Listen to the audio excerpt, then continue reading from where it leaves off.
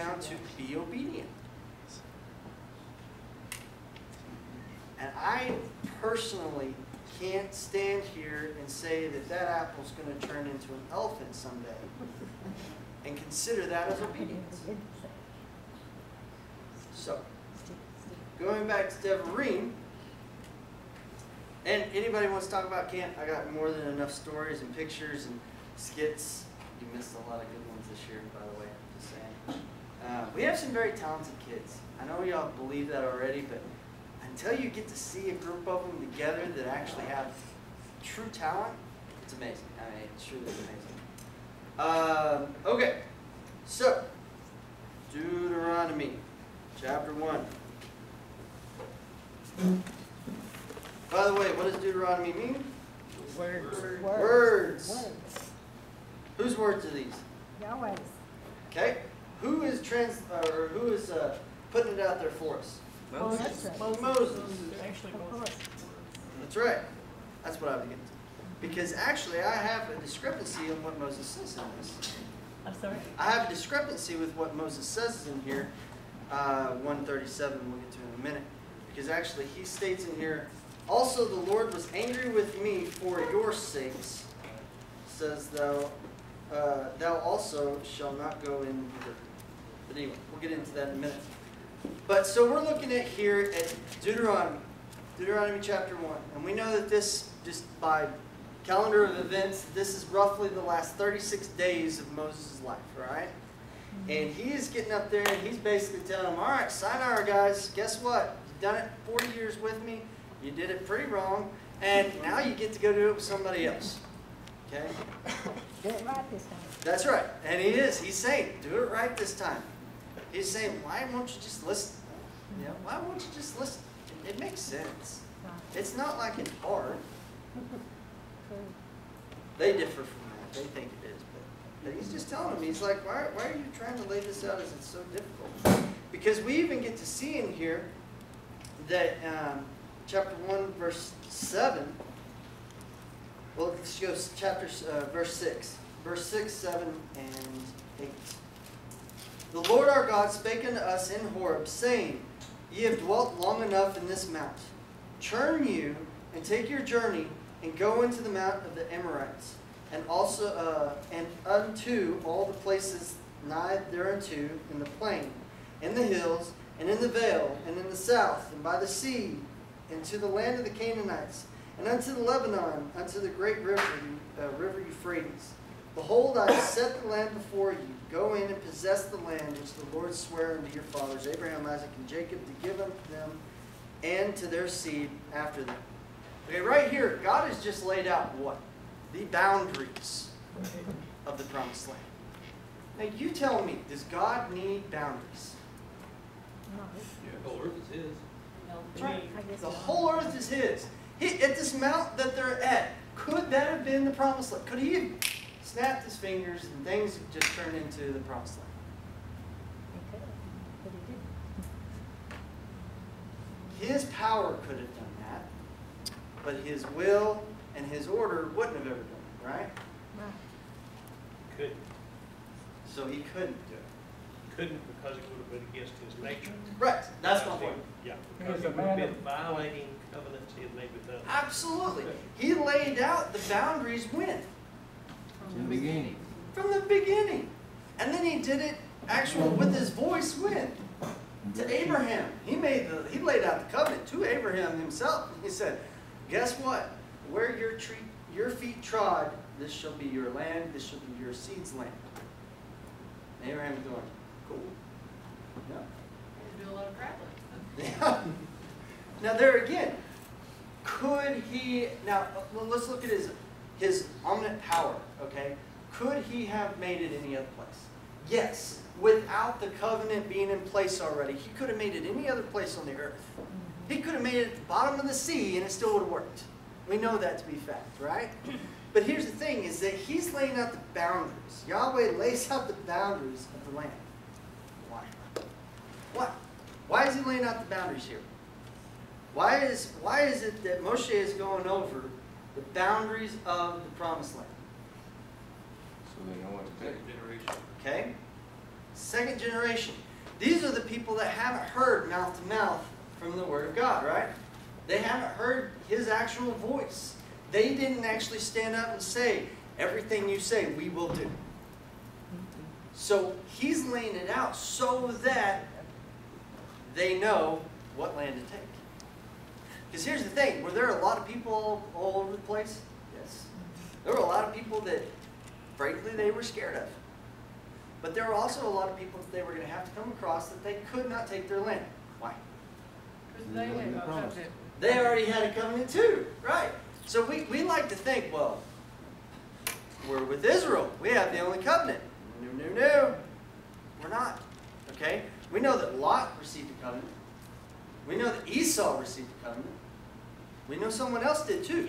Ishmael. Ishmael received a covenant. Cain. Absolutely. I'm just saying that we like to take on this superiority complex that, well, God gave us the covenant. Well, guess what? He gave the covenant to a lot of people. The reason is because they did what He told them to do, right? Now, He gave them Ishmael, different covenants. absolutely, there's Right. different covenants. Right. Yeah.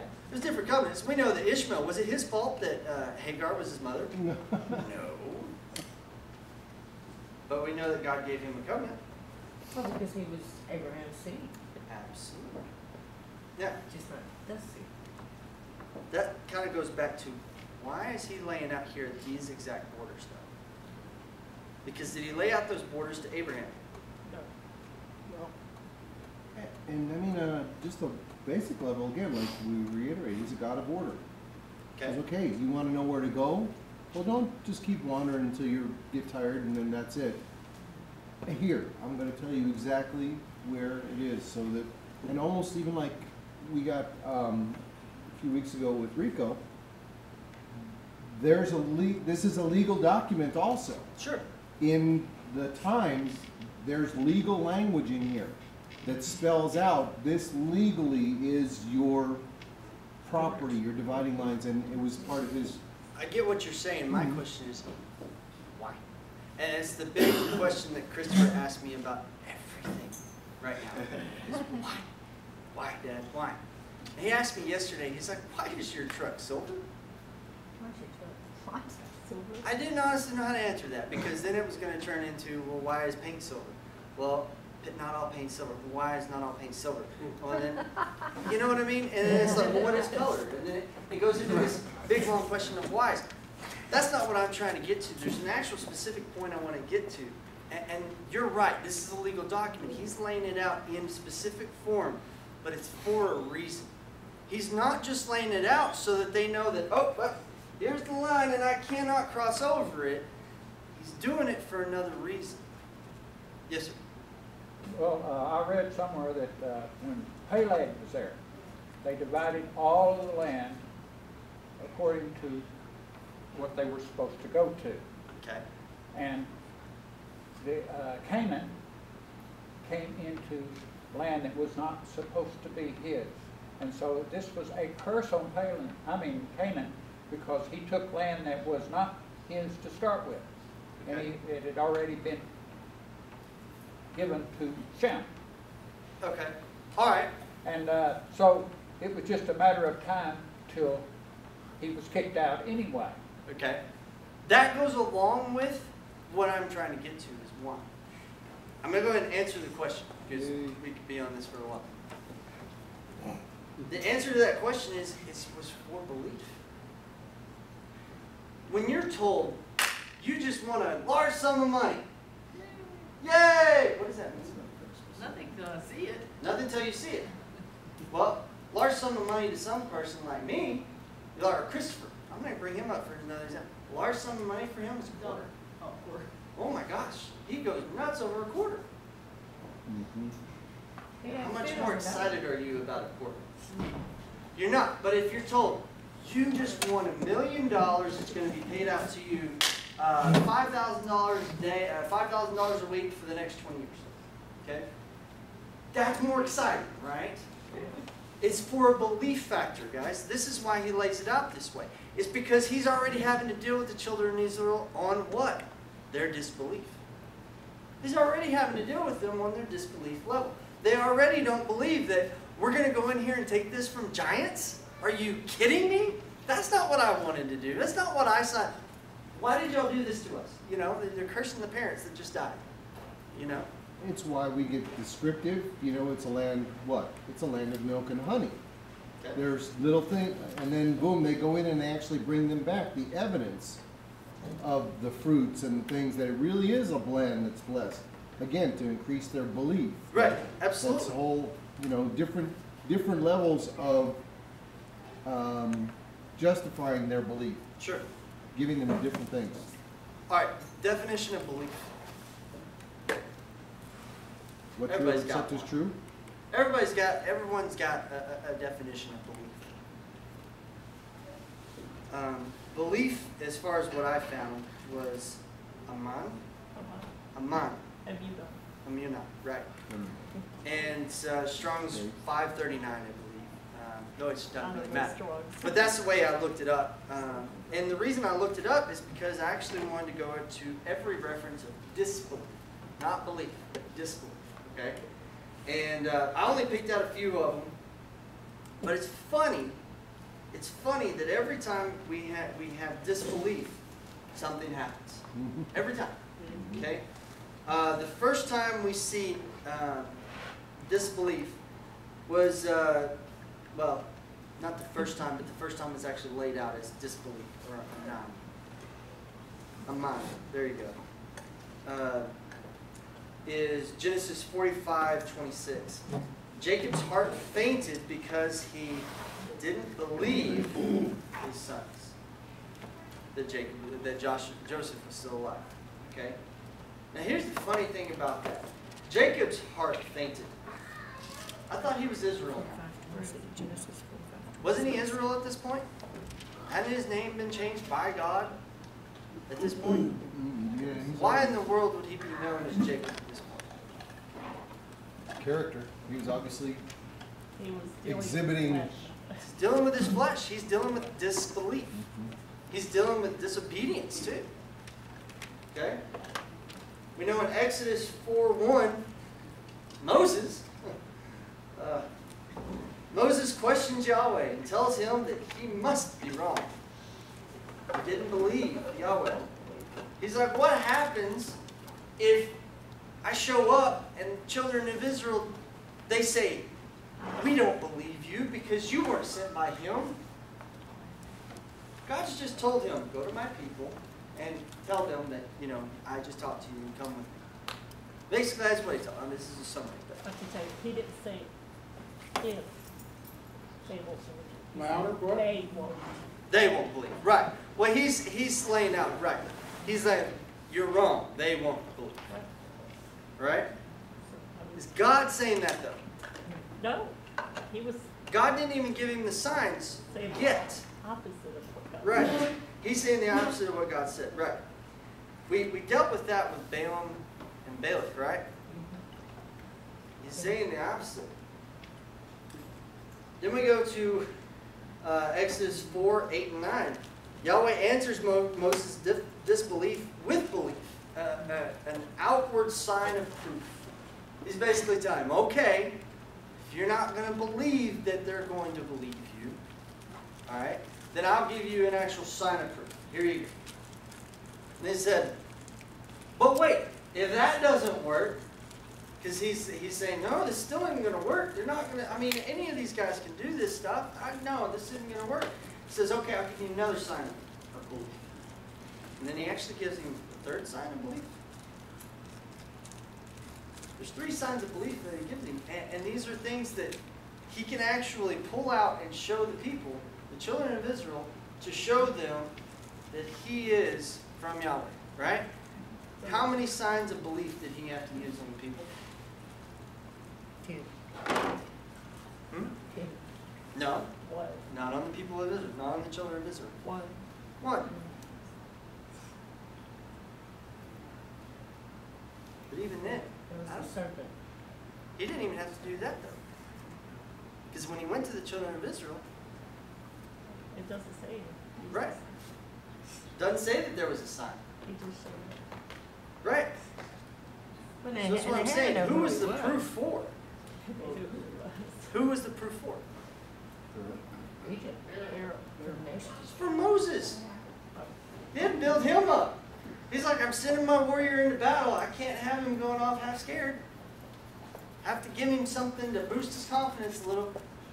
You know, it's one of those things when you're going into a knife fight and you have a machete or you have a little pig sticker, you have a little bit more confidence with a machete, right? What sticker? Pig sticker. That's what it's called. Just saying, you understand there's a confidence level that has to be built. It's a small knife. Guys. Something you stick up, Kind I of, you guess. can take one. Nobody in here seen West Side Story? Oh, fine. Fine. Okay. All right, Numbers 2012. Moses slips up and forfeits the promised land, right? Yahweh actually tells him in Numbers 20:12, it's because of your disbelief. Because you didn't believe me, you're not going in. Now, Moses still got what from the rock? Water. How? Pink lemonade. I think it probably had some, no. It was water. It was the purest water there was. Okay? Now here's the thing. He's getting water from this rock. Yet his disbelief forfeited in the promised land. Why? Because God was still faithful to give them what they needed. Right? But why did Moses forfeit the promised land? Because of his unbelief. It's his unbelief, okay? Oh, well, later when he's talking about it, God says that Moses was rebellious when he did that. Right. And when he strikes the rock, he goes, "You rebels!" Right. So It was his it's anger hypocrisy. that actually did it, right? Hypocrisy. Sure, absolutely. Because he's told God how many times, don't Yeah. be angry with them. Don't do this. Don't strike out against them, and then he gets rocked, right? So it's hypocrisy, I can see that. Well, why else? Alright, now think about this. When he strikes the rock, okay, he's angry. We know he's angry. Okay? But at the same time, he strikes the rock. God tells him to do what to the rock? Oh. Speak to it. Speak to it. Why? Because it's to show the glory, yeah, the rock's Yeshua. Because he had already stricken it once. Okay. Also, he did not want the rod to receive, or Moses to receive the credit for the water. The glory. He wanted God to receive the credit for the water. You tell me, how much more awesome is it to speak gently to a rock and it starts gushing water out versus you smack it open and, oh, there could have been a spring under it. Has anybody ever seen a spring coming out of a rock? I've actually seen it. Yes. It's very cool, right? Yes. But it's not like you can just go up to the rock and go, you're going to stop now. And it doesn't stop. You know, you don't just sweetly speak to it. You can plug the hole. I'm making the point though. God's trying to show belief. He's trying to show what? He's trying to show that there's actual and order to things. Plus, who created the rock? God did not did. Yahweh did. So Moses actually takes his anger out on something that Yahweh created. But the other part of that story, in Corinthians, it says that rock is Christ. Sure. No, you're And right. so Christ was only crucified one time. And then we speak to him. Whereas, you know, some religions believe that you crucify him every week. He's on a crucifix at all times. Oh, yeah. Yeah, and there's down in is it Costa Rica? Is it Costa Rica where they actually They crucify themselves. yeah, they crucify themselves every single year on the, I don't know if it's Dia de Muertos or whatever They date it choose is. one person. Well, yeah, well, that's in Mexico. There's a place down in Costa Rica that if you actually not get chosen, but if you get to be one of the select few, because they do like 20 of them. And there's been one guy that's done it every year for the last 47 years. Ouch. Yeah. And you're just kind of going, wow, I thought he died once. And I thought that wasn't the point. You know, but anyway, we're not going to go into That's that. the But, point to this story. but yeah, but there again, it goes back to, we know the rock is Christ. We see him as that picture. So if he actually strikes Christ, see, what is he doing to God's word? He's nullifying God's word. Because God's already told him, you speak to the rock, and this is what's going to come forth. But then he smashes the rock, and the water comes forth. But what he just did is he nullified God's word and put his own actions in place of it. Yeah, he disobeyed. He Right. didn't obey God. Right. You think it's even maybe a picture of the spirit versus the flesh? Yes. Okay, yeah. Yeah, definitely spirit versus flesh. But if you'll notice also, he expects us to do both spiritual and physical. And he wasn't willing to do the physical that he told him to do. Okay. The physical was speak, Okay. and the physical he did was hit. He condemned the people before he hit the rock. So instead of taking a gift freely Yes. without guilt, he laid a huge guilt on these people for water, Right. which He in basically- today, penance, you've heard of penance. Sometimes We know lots of that people- if we know that God's going to bless those that bless you and curse those who curse you. What was Moses doing? He just cursed them. He just cursed them. That's why his disbelief is proven in this hitting the rock. And it wasn't hitting the rock, but it was just. And I wonder if that's one of the reasons he was banished from the land, because he cursed without blessing. Absolutely, I think that really is. Maybe so, I don't know. That's what I think. Yes, sir. You know what I think? Can somebody turn their Bibles and read Exodus 17, verse 6? I'm just wondering, maybe my Bible is wrong, or? Exodus what? Exodus what? 17, verse 6. Behold, I will stand before thee there upon the rock in Horeb, and thou shalt smite the rock, and there shall come water out of it, that the people may drink. And Moses did so in the sight of the elders of Israel. That's the first time. That's the first That's time. the first What time. about the second? The second Oh, time. there's two times. There The is- second time he tells him, don't smite the Hello. rock, speak to the rock. Okay. Because it goes back to that picture of Yeshua's Christ, that he's crucified one time. Right? Yes, sir. You know what I think is cool about things like this or other strange things, the Right. questions that everyone always asks, Sure. is God's like, okay, I'm going to put this detail in here. Right. And it's not going to make any sense to them. But if they keep asking a question, they'll find something out about it. And it's going to get you to more of an answer, right? Right, right. It's going to get you to more of his character. Hold on one second, Fred. The reason that I'm bringing this up is because when we go to, it's chapter 1, verse 32. 31, let's go to 31 and then we'll read through. And in the wilderness, when thou hast seen how the Lord thy God bare thee, as a man doth bear his son, in all the ways that ye went, until you came into this place. So he's basically pointing out a beautiful picture. It's when Christopher and I are going, and I'm teaching him how to fish. And if he does everything I say, hopefully he's going to catch fish. If there's one in the room, right? But then, yet in this thing, you did not believe the Lord your God. Did not believe. So I bring that up because then it kind of struck me as odd that when we get down to 37, also the Lord, and let's go to 36. Save Caleb, the son of Jephunneh, he shall see it, and to him will I give the land that he hath trodden upon, and to his children, because he hath wholly followed the Lord. 37.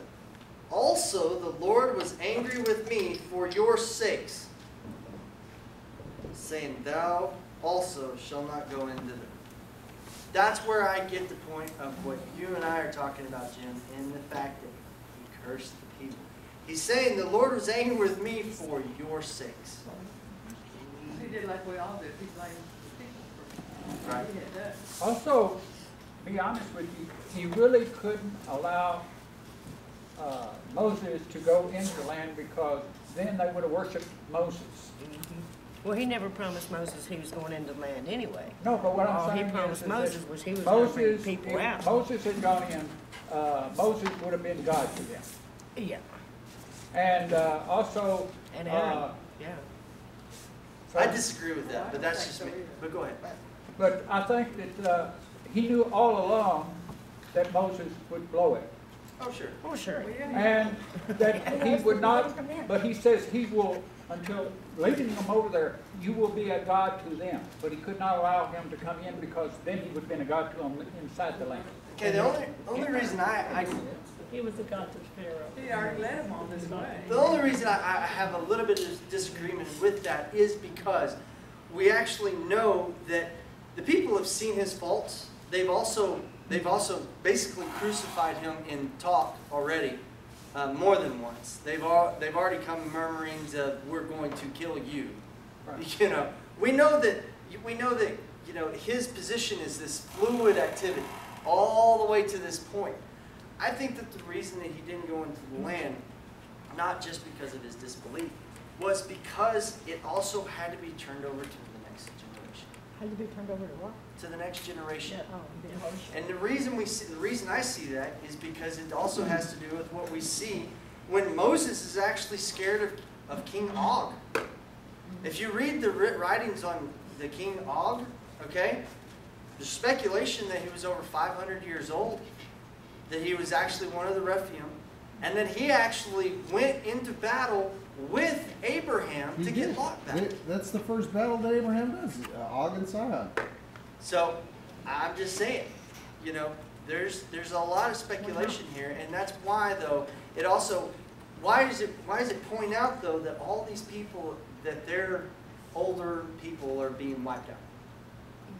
Why is that even the case? Okay, it's because there has to be that next generation in it. Because of what? We know that God laid out that there was a timeline for everything, right? We know He laid out the timeline of life already. And, okay, you filled your expectancy here. Time cycle.